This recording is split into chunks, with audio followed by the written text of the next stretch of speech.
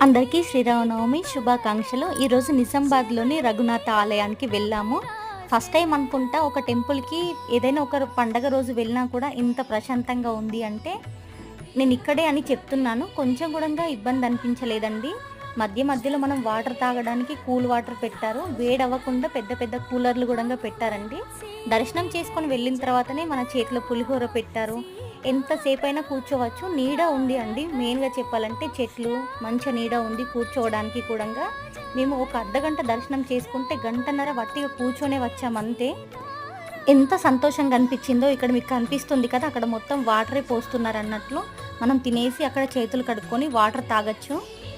Temple చాలా పెద్దదిగా ఉంటుంది. మీలో ఎవరైనా ఇప్పటివరకు చూడని వారు ఉంటే చూడండి. మినీ ట్యాంక్ బండ్ సైడే ఉంటుంది ఈ రఘునాథ ఆలయం మనకి.